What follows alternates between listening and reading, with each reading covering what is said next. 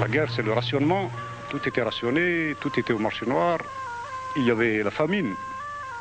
Et je ne sais pas si on imagine vraiment ce que ça veut dire la famine. Moi, j'ai vu de mes propres yeux un homme mort de faim à Sétif dans la rue. Et il était à moitié nu, parce qu'on ne trouvait même pas de quoi s'habiller non plus. On ne trouvait strictement rien. C'était la misère la plus noire. Il y avait d'ailleurs, la misère amène d'autres choses, les épidémies par exemple. Il y avait une épidémie de typhus terrible au village où j'étais, près de Sétif. Enfin, les gens allaient au cimetière plusieurs fois par jour. On mourait par famille entière. Presque toutes les familles étaient décimées. Et vraiment, c'était une épidémie qui a fait énormément de victimes. La misère, bon, ces épidémies-là, et puis tout d'un coup, l'annonce d'une victoire qui devait se concrétiser par un changement pour nous. Une grande espérance, c'était de voir l'Algérie se libérer en même temps que la France et établir avec elle d'autres liens que les liens coloniaux. Mais pour les tenants du colonialisme, il est hors de question que changent ces liens coloniaux. Pour eux, ces soldats algériens, rescapés de la campagne d'Italie, de la campagne de France, de la campagne d'Allemagne, il faut bien leur faire comprendre dès leur retour à Alger qu'ils se sont battus pour la liberté des autres et pas pour la leur. Pour bien marquer qu'en Algérie, rien n'est changé, l'administration coloniale entend, avant même que cesse la joie populaire, frapper un grand coup. Lorsque je suis sorti du collège, le mardi 8 mai 1945, parce que nous avions l'autorisation de sortir, c'était un jour de fête, il y avait les cloches chrétiennes qui sonnaient, il y avait même des officiers qui buvaient du champagne sur les trottoirs. C'était d'un côté, dans le centre, puisque le lycée était au centre, une atmosphère de joie, mais tout d'un coup, cette atmosphère-là a totalement changé parce que, je l'ai compris plus tard, mais enfin, il y a eu un élément nouveau, c'est le défilé du 8 mai 1945 à Sétif, qui était vraiment imposant parce qu'il faut savoir que le mardi, c'est le jour de marché à Sétif. Et il y a énormément de paysans, il y a des communes très peuplées tout autour, et il y a énormément de gens un jour de marché à Sétif. Les paysans étaient désarmés, mais c'était une immense foule. Et devant la foule, il y avait les scouts musulmans, et derrière les scouts, des étudiants, dont certains étaient des camarades. Et ils m'ont fait signe de les rejoindre. C'est comme ça que j'ai participé à la manifestation avec ces étudiants. Mais nous avons tout juste fait quelques pas. Et puis il y a eu les coups de feu. Le cortège a reflué, on a vu même des enfants écrasés. Et puis c'était la panique. On ne pouvait pas bien comprendre ce qui se passait, mais on voyait bien que c'était très grave. J'ai pris la décision de rentrer dans mon village parce que mon père était malade. L'armée est arrivée, il y a eu des scènes de viol, etc., mais ça je l'ai su après. Bref, l'armée a occupé le village, la région, et puis le 13 mai, on est venu me chercher à la maison, à la cité des civils. J'ai été arrêté, conduit à la gendarmerie, ensuite à Sétif, au camp d'artillerie, où là, nous étions quelque chose comme 6000. 6000 Algériens de cette région-là. Et il y avait, moi j'étais jeune, j'avais 15 ans, mais il y avait plus jeunes que moi. Il y en avait qui avaient 12 ans, des gosses qui avaient été ramassés. C'était une sorte de coup de filet, bon, à la gendarmerie par exemple, dans le village. On avait vu des corps, on avait vu des cadavres pour arriver à la gendarmerie. Et puis on entendait des coups de feu. Souvent, surtout la nuit, tout près.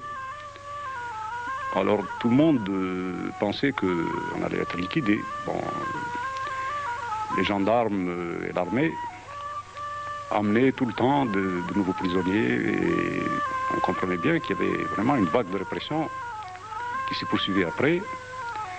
Et c'est à Sétif, surtout quand on est arrivé au camp, que nous avons commencé à avoir quelques informations et à comprendre l'ampleur du massacre.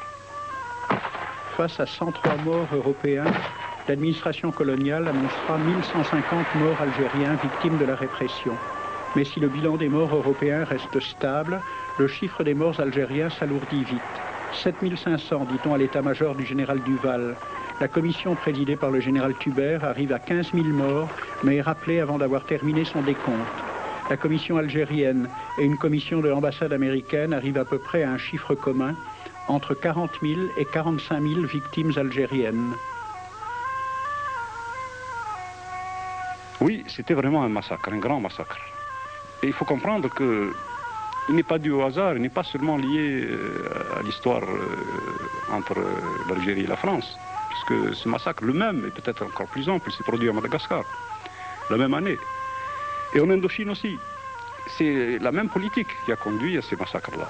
Puisque en Indochine, le bombardement de Haiphong, le revirement du gouvernement français avec le bombardement par d'Argentieux, l'amiral d'Argentieux, qui traduisait un changement radical de la politique française.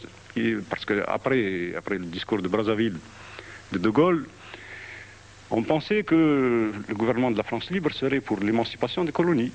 Il y avait des espérances et des illusions dans ce sens. On parlait d'union française.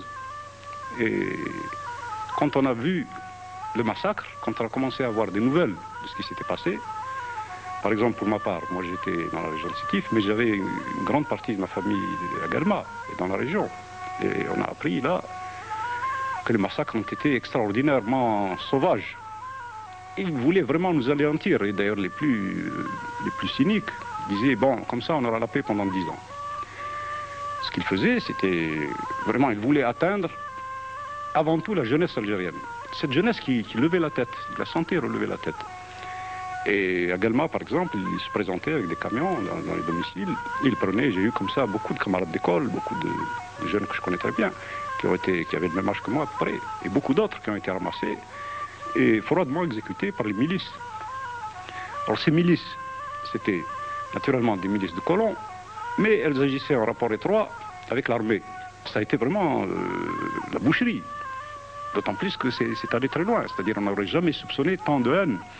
Il est vrai que la haine a existé des deux côtés. Mais je crois que là où elle a existé le plus, c'est du côté des colonialistes. Par exemple, quand on brûle un greffier qui avait 9 enfants à Kharrata, ils l'ont brûlé, ils l'ont aspergé d'essence et brûlé avec ses enfants. Bon, moi j'ai eu un parent qui a été tué avec sa femme enceinte. Là, justement, l'histoire de ce parent prouve qu'on ne pouvait même pas être neutre. Parce que ce parent-là, au fond, il était neutre, il n'était pas engagé politiquement. Lui, ce qui l'intéressait, c'était la pêche à la ligne. Il travaillait à l'école d'agriculture. Bon, il faisait très bien son travail, et puis il allait à la pêche. Puis voilà. Bon, quand il y a eu des événements, quand la milice de Galma s'est formée, on est allé le prendre, on lui a dit, voilà, prends un fusil, on va tuer les Arabes. Bon, lui, il a dit non, pourquoi je vais tuer les Arabes, il n'y a rien contre eux. Bon, ben à ce moment-là, on l'a immédiatement fusillé, sa femme l'a entendu tomber, elle est venue en criant, enceinte, ils l'ont tué, et son fils, 10 ans, pareil, et c'était pareil, ça a été, dans toute une région, ça a été ça, systématiquement. Le gouverneur général, c'était un socialiste, c'était le gouvernement de De Gaulle. C'est là qu'on a vu l'armée déjà dépasser en quelque sorte le gouvernement, le mettre devant le fait accompli, procéder au massacre, et par là même confisquer le pouvoir aux civils. Et ça, on ne l'a pas assez compris en 1945. Bien, ce qui s'est passé ce jour-là, je crois que ça a été, on pourrait appeler ça les illusions perdues.